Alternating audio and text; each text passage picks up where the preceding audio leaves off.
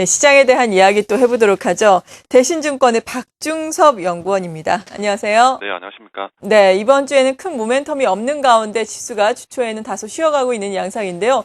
앞으로 어떤 이슈들에 주목을 해봐야 될까요? 네, 말씀하신 것처럼 코스피가 2000선을 전후해서 이틀째 행보하고 있습니다. 지난 금요일 3% 가까운 상승에 따른 부담감과 FOMC에서 발표한 3차 양적 완화의 효과에 대한 탐색 과정이 지수의 행보를 만들어내고 있다고 생각됩니다. 다만 긍정적인 부분은 지난 6일 ECB의 무제한 국채 매입과 FOMC의 MBS 매입 발표 이후부터 외국인 투자자들이 다시 순매수에 가담하기 시작했다는 점입니다. 정확한 데이터가 나와봐야 알겠지만 유럽계에 의존하던 외국인 투자가 다른 국적의 외국인 순매수로 확대되었을 가능성이 크다고 생각됩니다. 과거 미국의 1, 2차 양적 완화 기간에도 미국계 자금의 국내 증시 유입이 뚜렷하게 나타났기 때문입니다. 외국인 순매수와 함께 미국과 유럽의 정책 제시로 안전자산에 대한 선호가 약화되고 달러 약세에 따른 원자재 가격 상승 등이 단기에 랠리를 만들어낼 것으로 예상하고 있습니다.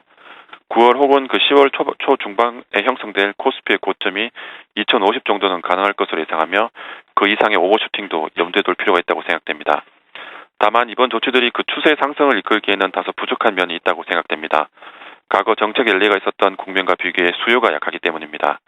특히 1차 양적 완화 때는 소비 부양을 위한 재정 정책이 뒷받침되었지만 현재는 미국과 유럽에서 모두 재정 긴축이 이루어지고 있고 특히 미국의 재정 절벽 문제도 해결된 상황이 아니라서 시간이 갈수록 악재로서의 영향력이 커질 것으로 판단하고 있습니다.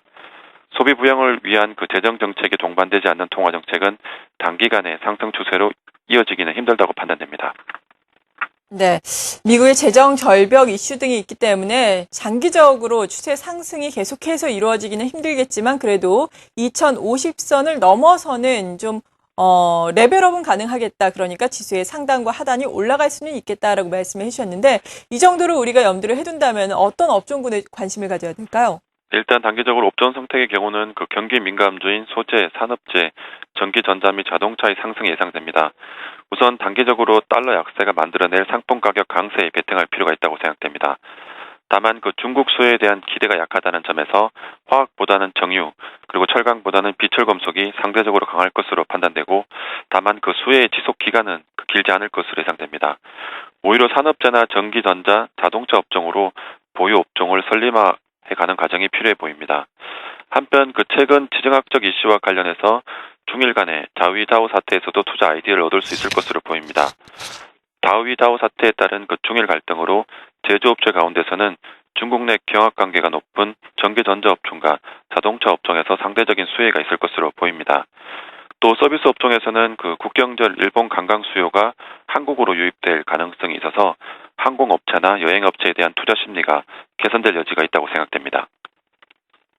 네, 지금까지 대신증권의 박중섭 연구원과 함께 시장 진단을 하면서 투자 포인트 잡아봤습니다. 고맙습니다. 네, 감사합니다.